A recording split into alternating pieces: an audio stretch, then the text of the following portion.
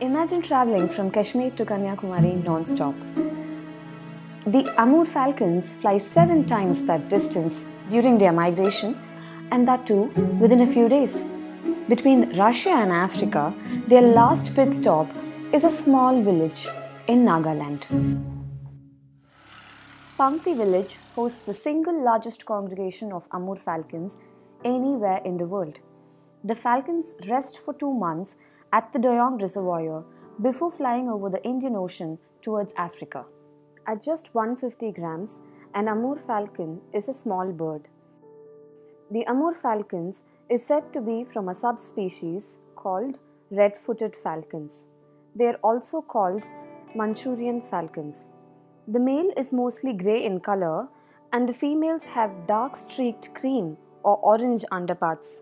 The birds usually fly from Nagaland non-stop for 5 days and 10 hours, covering 5,600 kilometers before alighting in Africa. This is just a small part of the 22,000 kilometer circular migratory journey of the birds. Pangti is the rest and relaxation stop for these birds before they embark on the final and the longest leg of their journey. However, their stay at the village hasn't always been smooth.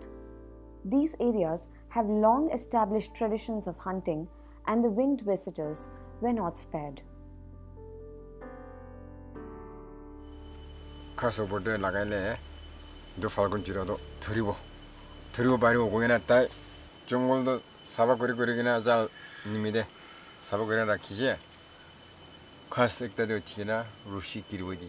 The hunts were illegal and unsustainable.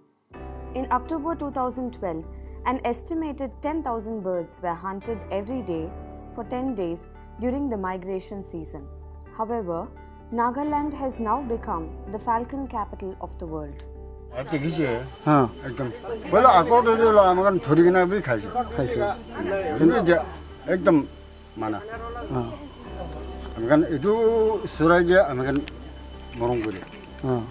2012, the little birds witnessed a game changer.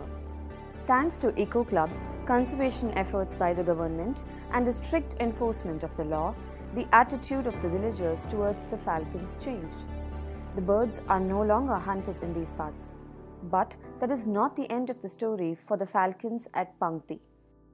According to conservationists, the Amur Falcon Conservation Week that was recently announced by the government may have an undesired impact. The tourism venture is sending a sudden influx of people into the village.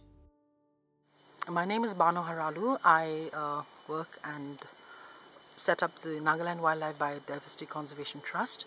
We are currently engaged with conservation education in Pangti with maintaining and running of eco clubs. Well, this year we've come to a kind of a crossroads with the conservation efforts because of the sudden announcement of the Amur Falcon Conservation Week, which took us all by surprise, and whereas we had hoped that there would be an organic growth of tourism to this area to see the spectacle of the Amur Falcons and the conservation efforts of the villagers and hunters who have turned conservationists.